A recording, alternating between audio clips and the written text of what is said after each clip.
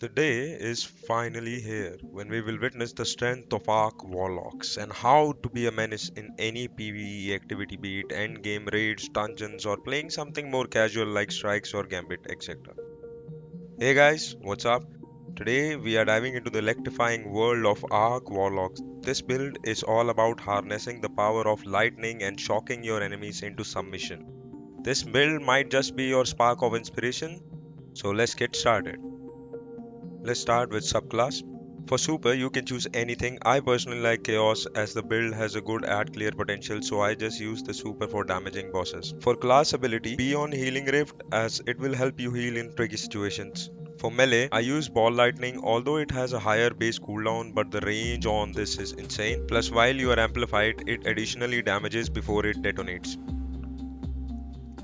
Grenades are a personal preference. I choose Pulse over others as it continuously damages enemy in the vicinity and creates ionic traces, which helps you in your ability regeneration. You can use a flashbang if you want to counter unstoppables, but you can also use unstoppable weapons. Aspects. For aspects, our first aspect is Arc Soul. Arc Buddies are the most powerful and reliable source of damage you can dish out. Arc Buddies are even better than your teammates. They get better while you are amplified. While you are amplified, Arc Souls get supercharged and gain increased fire rate. Electrostatic Mind Aspect will help you generate ionic traces, which will make you amplified and refund ability energy. Defeating jolted or blinded targets or defeat targets with arc abilities will generate ionic traces. Fragments. You need Spark of Resistance. It makes you more resistant to incoming damage while you are surrounded by enemies. Spark of Magnitude. If you are using any of these four grenades, Lightning, Pulse, or Storm, I mean, why would you use Lightning or Storm? But if it works for you, it works for you, as it increases the base duration of these grenades.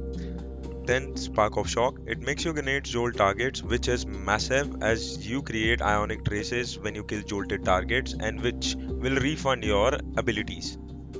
Fourth fragment, I have Spark of Volts for the plus 10 recovery and the ability to get amplified if you finish a combatant. Honestly, you can use other options like Spark of Recharge if you are using an arc weapon. You can use Spark of Discharge, it will create more ionic traces. It depends on you, you can choose whatever you like for the fourth slot, whichever thing complements your playstyle or your choice of weapon.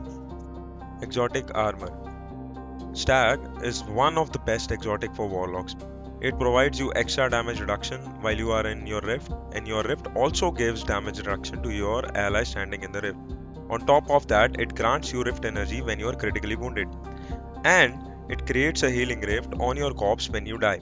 That's an additional thing, you generally don't have to focus on that. Now for armor strat distribution and mods. Now if you hover over your super icon, you'll see what stats you are getting from your fragments. Once you have an idea, for example, I'm getting 10 recovery, 10 strength and negative 10 discipline. Then go to D2 armor picker, select your warlock, ramp up resilience to 100, grenade to 100 and recovery to 70, 60, whatever you can.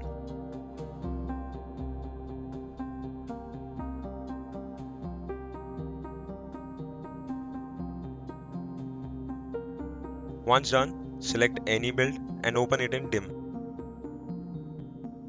Now just rename your build and press save.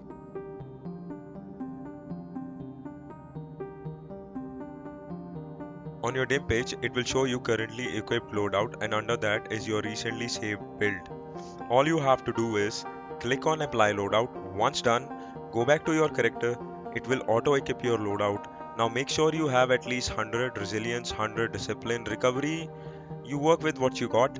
70 minimum, 70 because it's 23% recovery rate and Warlock's class ability is tied to recovery. But as we are using stacks, so we don't need to worry that much about it.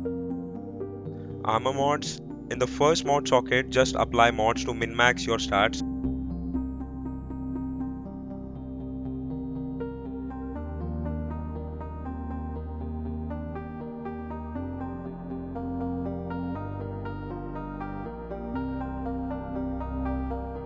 On your helmet, put a siphon mod, whichever weapon you're using. In my case, I was using arc weapons, so I used arc siphon. Then I use two heavy ammo finders, as this build has strong add clear potential, so you just need to worry about your heavy. But you can use one heavy ammo finder and one ashes to acid, which basically gives you bonus super energy on grenade kills. Now this slot is unique to Artifice armor, so it's good if you have it, otherwise ignore it. Now first, equip firepower so you can create orbs through grenade kills, then you can use fastball to increase grenade throw distance. Lastly, I use loader mods. Mostly heavy weapons have poor reload, but you can use ball string detonation to gain rift energy when you cause damage with your grenade. Use charge up to have more armor charges stacks. Use resistance according to the activity. For example, if it's taken enemies, use arc resist. If there are spawn enemies, use void. Use recuperation, as each time you pick up an orb, it replenishes your health. Then use innervation, as it will reduce grenade cooldown each time you pick up an orb. Use surge mod based on your power weapon, void, strand, stasis, solar, whatever you're using.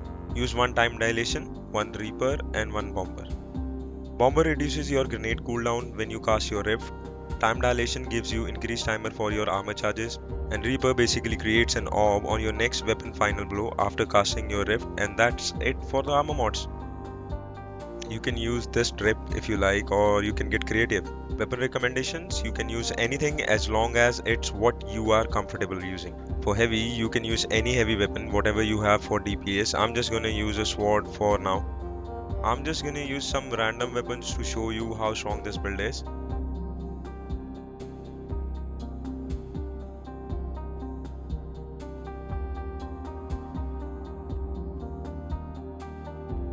And one plus point, you can use glaives as well, as glaives are pretty powerful. Their damage reduction is insane right now. You get more than 90% damage reduction if you block with a glaive. So for higher tier end game activities, use a glaive.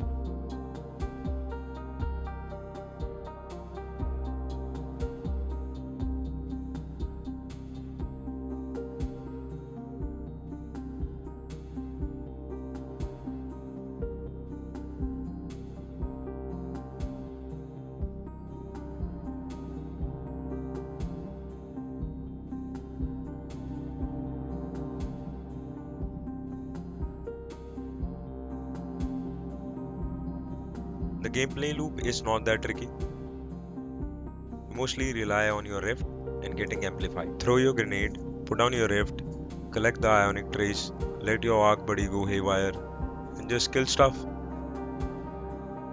As long as you are amplified, you can clear any sort of adds or bunch of enemies you want to.